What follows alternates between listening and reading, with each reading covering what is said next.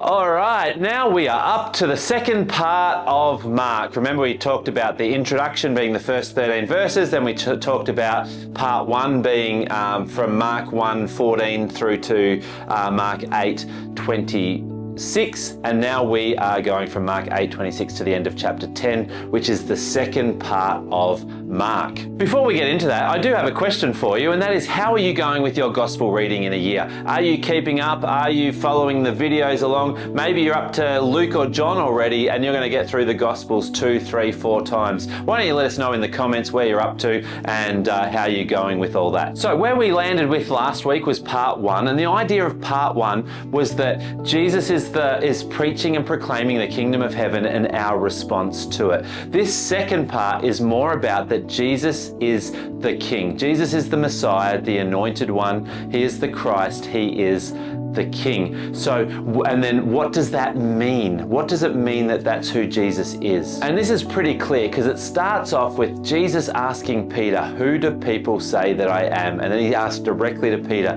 who do you say that I am? And that's where Peter declares, you are the Christ, you are the Messiah, you are the Anointed One, you are the King. And so from there, it kind of now starts talking about the next 2, 3 chapters or 2.5 chapters of what does it mean that Jesus is the King? How does it affect him? How does it affect us? You know, Jesus goes into, starts preaching, starts talking about how because he is the Messiah, the Christ, the Anointed One, that he must suffer, that he must die, and that he must rise again. And that's an interesting thing, because when we think of Jesus being the King and being a follower of Jesus, we're like, this is awesome. Life is going to be Pepsi and Skittles now. But we don't realize that there can be times of suffering, there can be times of death and darkness in that space and place. But as we learned last time, Jesus is absolutely, the kingdom of heaven has power over death and darkness. And so it's a good news story, but sometimes we miss it. And Peter absolutely missed it, because he says he pulls Jesus aside and says, Jesus, you can't talk like this. This is bad for the brand. And Jesus goes, get behind me, Satan, because you aren't looking at the interests of God, you're looking at your own self-interest. And so I think that's incredible. So then, to make matters worse, I reckon if you're Peter, that's a pretty bad day. When you take Jesus aside, number one, it's a bad day. If you think you can take Jesus aside and give him a talking to, well, you probably already started off on the wrong foot. But second of all, when Jesus calls you Satan, that's also not a great thing. But then the third thing that Jesus does is it says he calls all the crowd and the disciples together and decides to use Peter as a preaching illustration. Basically, the illustration is this: you need to take up your cross and follow me. What it means that I am the King is you need to crucify your self-interest and put the interest of God at the forefront. You need to make sure that the kingdom of heaven is, as he says in Matthew, that seek first the kingdom of heaven and his righteousness, and all these things will be added. But what Peter was looking for was that his interests were put first, and it didn't help him. But Jesus is saying, no, that's not how it works. Because I am King, because I'm Messiah, because I'm the Christ, because I'm the Anointed One. As you do, what it actually means is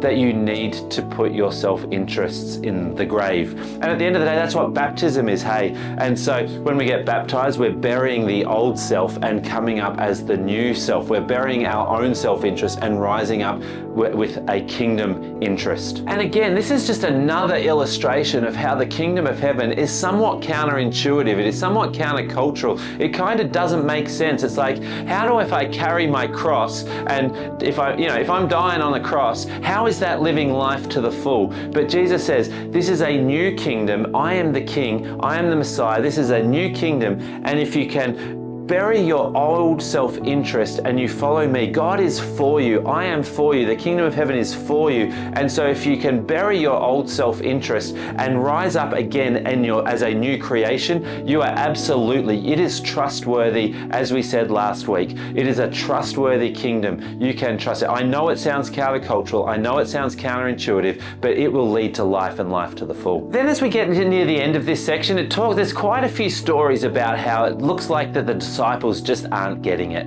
And so Jesus has to keep repeating some phrases like, the greatest is the one who serves the most. Those who will be first will be last. And it's a real challenge for the disciples to get their head around it. So in the middle of chapter 9, there's this story, right? And it kind of is an odd story. We call it the transfiguration of Jesus, where Jesus takes Peter, James, and John to the top of the mountain, and Jesus is transfigured and has a conversation with God. And I think Moses and Elijah show up and they're having this conversation. And again, God the Father uses this phrase, "This is my beloved Son." So this seems to be a callback to the start of part 1.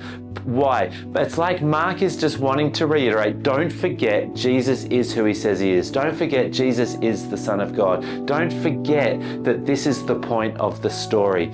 Jesus is the Messiah. Jesus is the Christ, the Anointed One, the King. He is the Son of God. He is trustworthy, and his kingdom is worth following. Maybe a great reflection for this part 2, or a question you could ask yourself, is the same question that Jesus asked Peter. Who do you say that he is? I mean, you might think that he's your Savior, and that is awesome, because Savior means deliverer. He's going to set you free. He's going to make you whole. He's going to restore you. And if that's who he is to you, that is awesome. But I want to encourage you, is he also your King? I think at the worst case for some of us, Jesus might even just be merely our ticket to heaven or our get out of hell free card. Can I encourage you, he's so much more than that. He is our Savior, our friend, but he is our King. And if we follow him as King, he is trustworthy. His kingdom is trustworthy. So a great reflection could be, who is Jesus to you? Or maybe another reflection that you might have, or another question you might ask is, how do you see your place in the kingdom? Are you looking for the spotlight? Are you looking for prominence? Are you looking to be the greatest? Well, Jesus says, to be the greatest servant. Serve people really, really well. Put people before yourself, and that is how you're going to get the most out of life. That's what kingdom living is all about. That's how you're going to find your life to the full. So maybe, as I said, a good question could be, who is Jesus to you? But another good question could be, how do you see yourself, and how do you see your position in the kingdom? Because if you want to get everything that the kingdom has, if you want to get everything that the King has for you, if you want to get everything that you've been created to be, it is found in being the greatest servant of all. It is about prioritizing others, because that is what the kingdom is all about at the end of the day. Well, there we go. That's the end of this part 2. So we will see you next week for part 3. Make sure you leave some comments. Make sure you have chat to your friends about where they're up to, and let's keep going in our book of Mark. Love you. Bye-bye.